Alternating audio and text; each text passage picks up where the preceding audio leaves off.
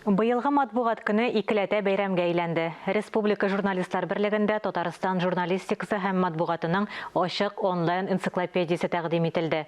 Басманың максаты киләчәк буыннарга бай рухи мирасны тапшыру. Әлеге вакыйгада журналист Ләлә Зәйнуллина катнашты. Дәүләт Советы карары белән 19 май Татарстан матбугаты көне дип игълан ителгән иде. Әлеге бәйрәмнең шишмә башында гомерен журналистика белән бәйләгән озак еллар матбугат министры булган Ислам Әхмәтҗанов тора.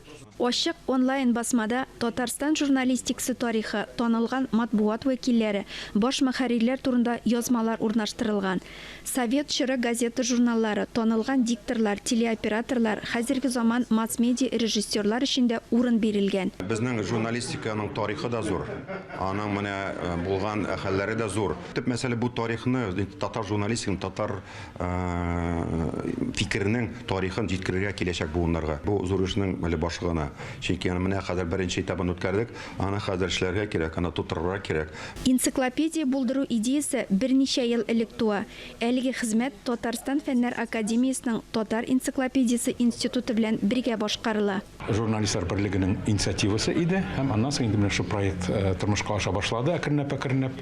Башта без аны китап дип күргән идек, аннан соң инде бер ирекле шундый киң электрон энциклопедия дип башкарырга булдык һәм шулай итеп менә шундый проект тормышка ашты. Менә журналистика без тупланган формада хәзер журналистика турында аерым шәхесләр нидер басма мине кызыксындыра икән, хәзер шунда керәм дә эзли башлыйм мәгълүматны. Ләкин ул әйткәнчә тере материал булырга тиеш. Ул менә кеше нәрсәдер таба икән, менә монда җитешсезлек бар дип.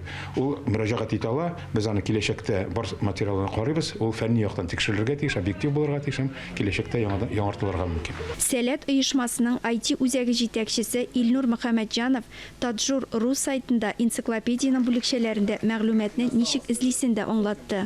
Презентацияга журналист ветераннар да чакырылы иде. Алар үзләрен онлайн басмада күреп тагын да куанды. Хезмәт юлын, шушы журналистикага багышланган кеше буларак, бу минем өчен аеруча истәлекле тантана. Без бик рәхмәтле. Безнең язган язмалар, алар гомерлеккә, мәңгелеккә буыннарга кала торган әйберләр. Әле безнең журналистлар йортында шуны хәтле кунаклар булганы юк иде.